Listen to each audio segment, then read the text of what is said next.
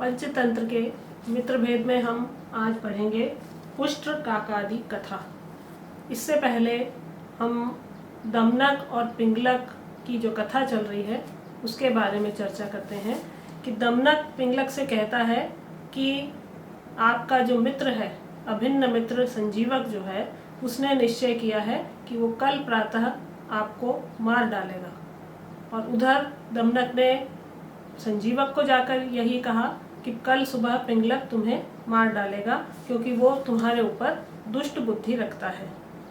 ये सुनकर संजीवक ने पहले तो विश्वास नहीं किया, लेकिन बार बार दमनक के यही बात कहने पर उसे विश्वास हो गया और वह कहने लगा कि समान स्वभाव और आचरण के व्यक्तियों में ही उत्तम मैत्री होती है। अब ये मैं जान गया हूँ, क्योंकि मैं शाकाहारी हूँ, पिंगलक मांसाहारी है और मैंने उससे मैत्री करके अपने जीवन की सबसे बड़ी भूल कर दी। तब दमनक ने उसे कहा कि पिंगलक भी ऐसा ही सोचता है कि तुमसे मैत्री करके उसने बहुत बड़ी भूल कर दी है, लेकिन हो सकता है तुम्हारे वाक चातुर्य से वो शायद प्रसन्न हो जाए। तब संजीवक ने कहा कि ऐसा नहीं है, दुष्टों के मध्य भले आदमी का रहना बहुत कठिन होता है, वे किसी न किसी उपाय से उसे मार ही डालते हैं। और इसके बाद ये श्लोक आता है, बहवः पंडिताः क्षुद्राः सर्वे मायोपजीविनः कुर्युः कृत्यम अकृत्यम वा उष्ट्रे काकादयो यथा।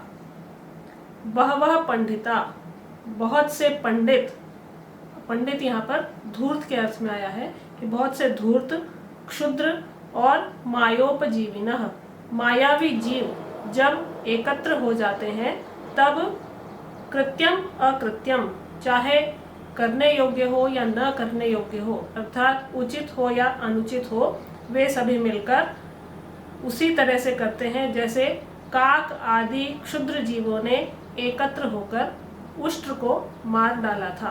तो कौवे आदि ने मिलकर ऊंट को मरवा दिया था। तो दमनक कहता है ये क्या कथा है। तब संजीवक उसे कथा सुनाता है और वो कथा है उष्ट्र काकादि कथा। तो कथा इस प्रकार है कि एक वन में मदोत्कट नाम का एक सिंह रहता था। उसके कुछ अनुचर थे जिसमें व्याघ्र अर्थात चीता, वायस अर्थात कौवा और शृगाल अर्थात सियार था। एक समय उन्होंने इधर उधर घूमते हुए एक ऊंट को देखा, उसका नाम था कृथनक। वे उस कृथनक को लेकर मदोत्कट के पास गए।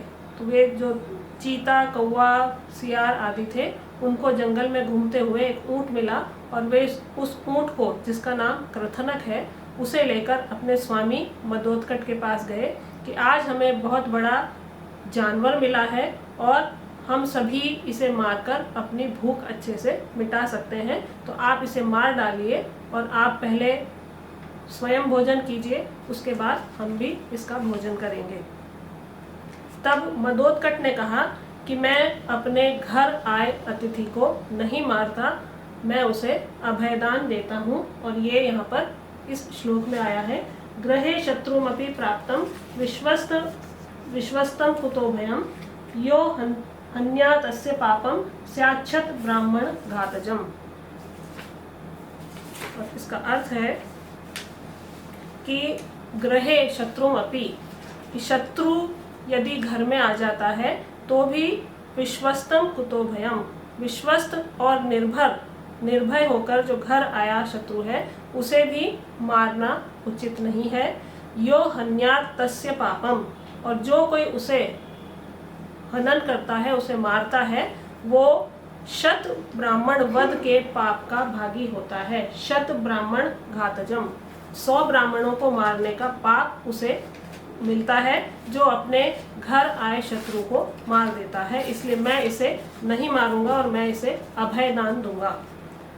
और कहा भी गया है कि न गो प्रदानम न मही प्रदानम न चान्न दानम ही तथा प्रधानम यथा वदंती है बुधाः प्रदानम सर्व प्रदानेश्वर अभयम प्रधानम। कि गो प्रदानम, बहुत सारे दान कहे गए हैं, विविध प्रकार के दान होते हैं जिसमें गोदान, भूदान अन्नदान आदि सभी दान महत्वपूर्ण है, लेकिन उनसे भी सबसे ऊंचा दान या सबसे महत्वपूर्ण दान कौन सा कहा गया है? अभय दान कहा गया है। इसलिए विद्वानों ने अभय दान को अन्य दानों से बुधा वदंती, बुधा जो विद्वान लोग हैं वो अभय दान को सर्वश्रेष्ठ दान कहते हैं। इसलिए मैं इसे अभय दान प्रदान करूंगा, क्योंकि ये मेरे घर पर आया हुआ अतिथि है। सिंह ने, मदोदकट ने उस क्रथनक से, उस ऊंट से पूछा कि तुम यहाँ पर कैसे आ गए? तो उसने सारा वृत्तांत सुना दिया कि मैं अपने स्वामी से बिछड़कर इस जंगल में अकेला रह गया हूँ। तब सिंह कहता है उससे कि अब तुम इस वन में मेरे आश्रय में भय रहित होकर विचरण करो, यहाँ जो कोमल घास है उसका भक्षण करो और हमेशा मेरे साथ रहो, क्योंकि इस वन में बहुत से हिंसक पशु हैं, तो तुम्हें कोई नुकसान न पहुँचाए, इसलिए तुम सदा मेरे साथ ही रहना। तो वो ऊंट भी सिंह की बातों में आश्वस्त हो गया और वहीं पर वो रहने लगा। एक दिन उस मदोदकट जो सिंह है उसकी किसी जंगली हाथी से उसका युद्ध हो गया और उसके बाद में वो बहुत अधिक घायल हो गया। वो सिंह घायल हो गया और उसके बाद वो निशक्त भी हो गया, तो वो न तो चल पाता था न वो शिकार कर पाता था। तो उस कारण उसके साथ में रहने वाले जो अनुचर थे वे भी भूख के कारण अत्यधिक कष्ट पाने लगे। तो सिंह ने उनसे कहा कि तुम किसी जानवर को जंगल में से ढूंढ कर लाओ और उससे मैं अपनी क्षुधा शांत करूंगा और तुम्हें भी उससे भोजन मिल जाएगा। तब वे भ्रमण करने लगे जीव को ढूंढने के लिए। उन्हें कोई जब नहीं दिखा तो उस व्याघ्र ने, सियार ने और कौवे ने ये सोचा कि हमें इधर उधर भटकने से क्या लाभ है। हमारे सामने क्रथनक है, ऊंट है जो अभी अभी इस जंगल में आया है, हम उसी को मारकर अपनी और अपने स्वामी की भोजन का प्रबंध करते हैं। कौवे ने कहा ठीक है, तो लेकिन हमारे स्वामी ने उसे अभयदान दिया है और अभयदान का वर्णन हमने यहाँ पढ़ लिया है कि सबसे उत्तम दान अभयदान कहा गया है, तो हमारे स्वामी ऐसा नहीं करेंगे। फिर भी वो वहाँ पर गए स्वामी के पास में और ऐसा कहा कि हम इस क्रथनक से ही अपनी भूख शांत कर लेते हैं। तब उनके स्वामी ने कहा कि तुम्हें धिक्कार है कि तुम ऐसा कैसे सोच सकते हो, जिससे मैंने अभयदान दिया है उसे मैं कैसे मार सकता हूँ। इसके बाद में उन तीनों ने, जो अनुचर थे, उन्होंने आपस में मंत्रणा की और एक युक्ति निकाली कि जो क्रथनक है वो स्वयं ही अपना शरीर स्वामी को प्रदान कर दे। उन्होंने अपने स्वामी से पूछा कि यदि वो स्वयं आपको अपना शरीर दान करता है तो क्या आप उसका भक्षण कर लेंगे? सिंह ने कहा कि यदि ऐसा होता है तो मैं स्वयं उसका भक्षण करूंगा, लेकिन मैं उसे मारूंगा नहीं। तब जब वहाँ क्रथनक भी उपस्थित था तो कौवे ने मदोदकट से कहा कि मैं आपको इस तरह से भूखा नहीं देख सकता, तो आप मुझे मारकर खा जाइए और मुझे इसका पुण्य प्रदान कीजिए कि मैं अपने स्वामी के काम आया। ये सुनकर सिंह कहता है कि तुम तो इतने अल्पकाय प्राणी हो, बहुत छोटे से हो, तुम्हें मारकर मैं पापी क्यों बनूं, मैं जीव वध का पापी क्यों बनूं? मेरी भूख भी शांत नहीं होगी और मुझ पर पाप भी चढ़ेगा, इसलिए मैं तुम्हें नहीं खा सकता। इसके बाद श्रृगाल ने कहा कि तुम तो अल्पकाय हो, मैं अपना शरीर अपने स्वामी को समर्पित करता हूँ कि आप मुझे खा लीजिए और अपनी भूख शांत कीजिए। इसके बाद सिंह ने उसे भी मना कर दिया और व्याघ्र आया, उसने कहा कि मुझे खाकर आप अपनी भूख शांत कर सकते हैं, मैं अपना शरीर आपको समर्पित करता हूँ। ये जब स्थिति क्रथनक ने देखी, ऊंट ने देखी, तो उसने भी सोचा कि मैं भी अपना शरीर स्वामी को समर्पित करने की बात करता हूँ, तो जैसे इन्होंने प्रशंसा प्राप्त कर ली कि स्वामी के सच्चे सेवक हैं, तो मुझे भी ऐसी प्रशंसा मिल जाएगी। तो उसने भी यही निवेदन किया कि आप मुझे खा लीजिए, मैं शरीर से बड़ा हूँ, तो आपकी भूख शांत हो जाएगी।